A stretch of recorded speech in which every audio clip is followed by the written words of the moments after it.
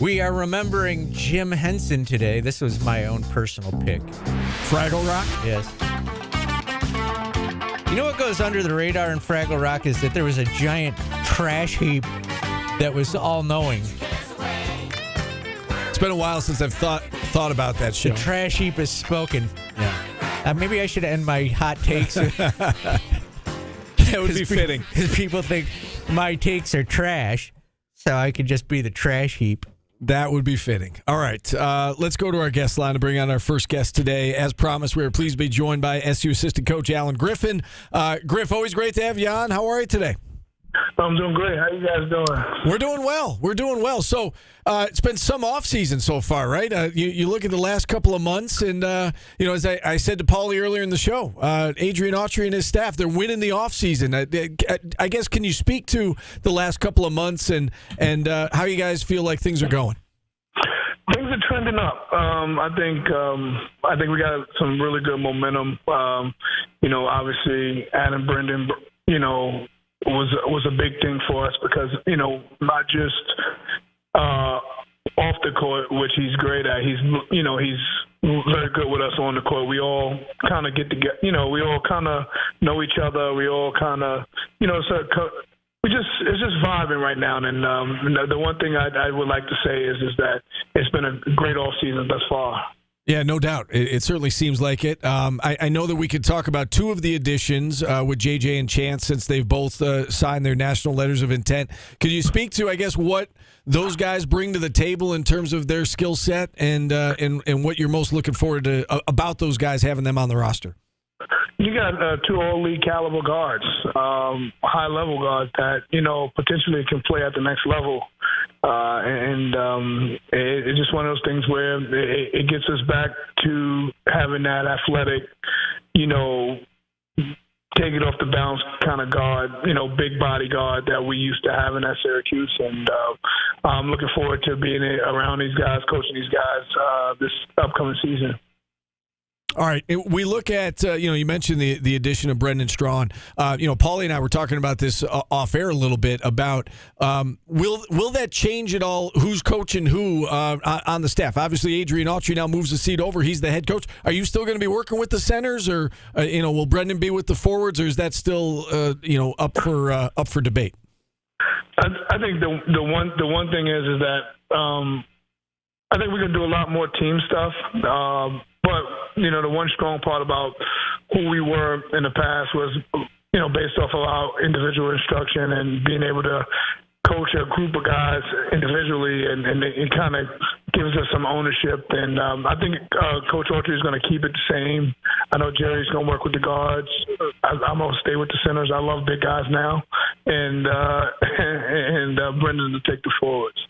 So go ahead, Paul. I was just going to ask you about coaching centers. There's a big thought from our callers and watchers on Q Sports Talk that the center's coach needs to be a center. How does a coach learn to teach a center what to do when you've not played the position? You know what's funny about that statement? Because those same callers sometimes be the ones that said Bernie Fine was the greatest big guy coach ever. And I love Coach Fine. That's my guy. But Coach Fine wasn't a center neither. You know what I mean? Yeah. So, in fact, you could probably post him up, right? yeah, exactly. I'm like Shaq compared to Coach Fine. You know what I mean? But it's one of those things where we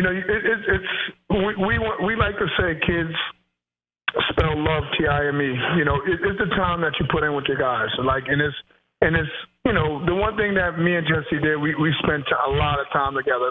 When he wasn't playing, opposed to when he was playing, and I just think that we both got better together. In terms of the position. I had Pascal, I had Barama, and with Barama getting hurt, I thought big things were on the horizon for Barama until the injuries, and then Pascal was just a defensive force. Offensively very limited, and Jesse was. He can do it both, and that's what you saw, his junior and senior year. So, again, I'm just looking forward to getting with my guys and spending that time, and I think all the other coaches as well. Since you brought up Jesse, I'll ask you, and we don't have to get into why he left or any of that, but just from a personal perspective, as you said, you put so much time in with him. He blossomed, you blossomed. You guys worked so well together. How hard was it for you personally when he made that decision to leave for his final year? Man, it was really hard. It was tough. I don't think we've had a meaningful conversation again, but a lot is that I've been traveling too with recruiting and stuff like that, so I haven't really gotten a chance to see him.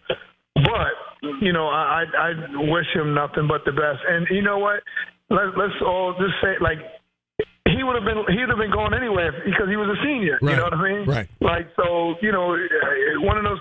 We just can't get all caught up in everything else on why and when and all that stuff. I just wish him nothing but the best. And he has a lovely family that I will stay in contact with periodically. And obviously with him, I'll definitely stay in contact with him. But again, he's going to a great program, great head coach, and Bob Huggins. And you know what? I'm happy for him. I'll be pulling for him as long as he don't play Syracuse, because then I'm gonna send the guys after him.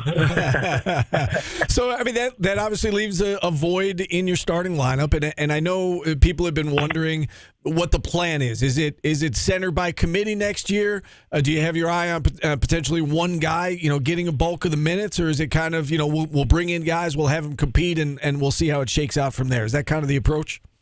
Yeah, I think it'll be a center by committee. I think the one change that you will see a lot more is probably Malik playing a little bit of five. I think especially with us going to man, and it'll give us a lot of versatility and really be able to get after some people on the defensive end. And, Malik playing at the five, it creates a lot of mismatches on the offensive end too. So I'm looking forward to seeing that transpire, and it's going to give us, again, another added weapon to our, arsenal. So that answers one of our questions. We were going to ask you about Malik and if he's an option at the center spot. So that is good to know. You mentioned the transition to man. A lot of people ask us that too. How much man versus zone do you think they're going to play?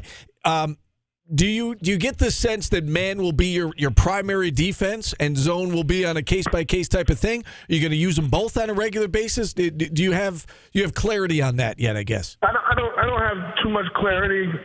I know it's been a lot of hard work. Our guys who, was left over here, they were here with us for, I think it was like 4 weeks, and they worked really hard at it. And it's just a process. And the one great thing that what Coach Autry is doing is he's being patient. He's not losing his mind.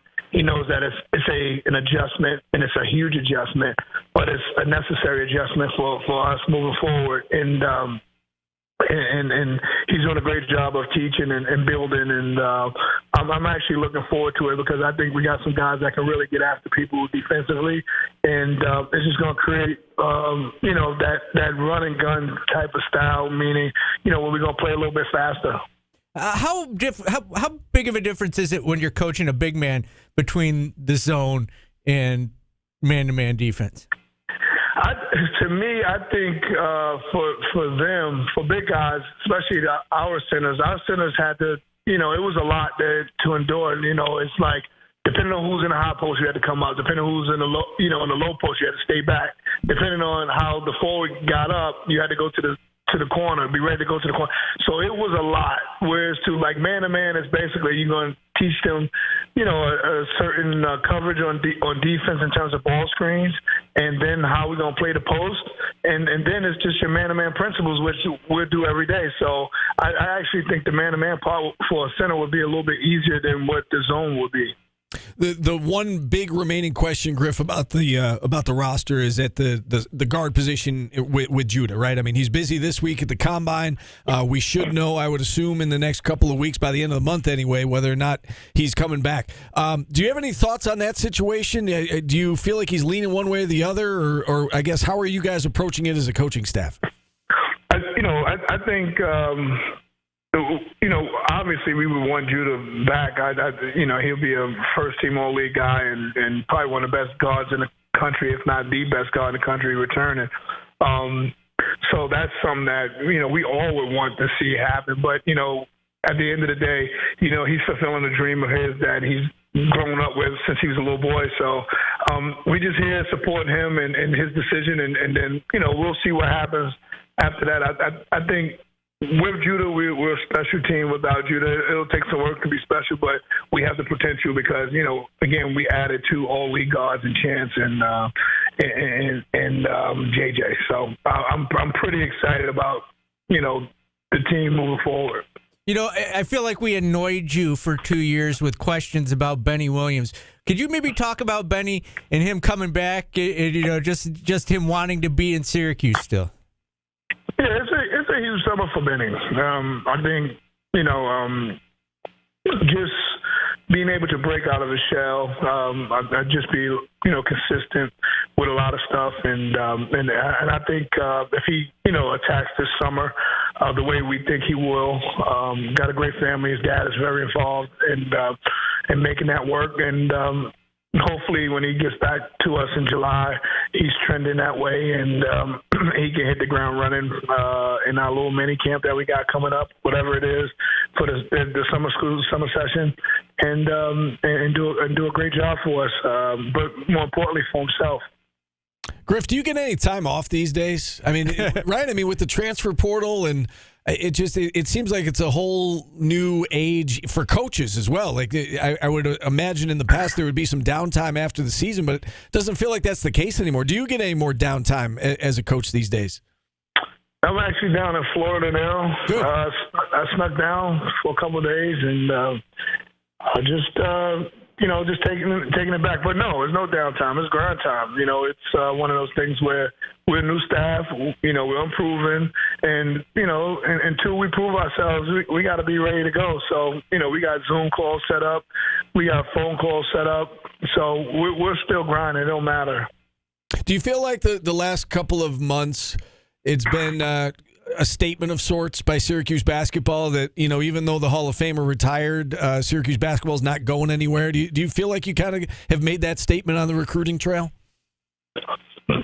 Kind of, sort of, but you know what? At the end of the day, Coach has been here for 47 years, and he created he helped create such a buzz about this place and make it to where it is now, and that his shadow still oversees the program, so to speak, and guys always ask when you talk to them, it's like, hey, if I come up, Coach Boeheim will be around. So again, he's still a part of the program to a certain degree, but I think Adrian has done a great job of thus far as just going out there and establishing himself as a head coach and a leader, and we're just ready to help him lead and support him in any way we can. All right. You worked for Coach Boeheim for a long time, and it's only been a few months. What's the biggest difference at work now with Red as the head coach? I'm in Red's office a lot more than I was in Coach Boeheim's. Like, you go into Coach Boeheim's office, which is great because you get a wealth of knowledge. But it always felt like the principal's office, it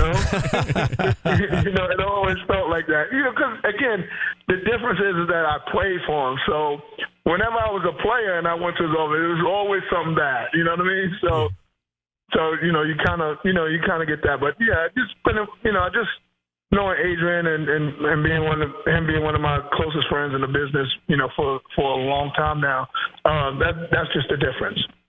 Yeah, well, I tell you what, the Adrian Autry era has gotten off to a great start. So happy for all the success you guys are having in this offseason. Griff, enjoy your time down in Florida. Enjoy the start of your summer, and I'm sure we'll talk again soon.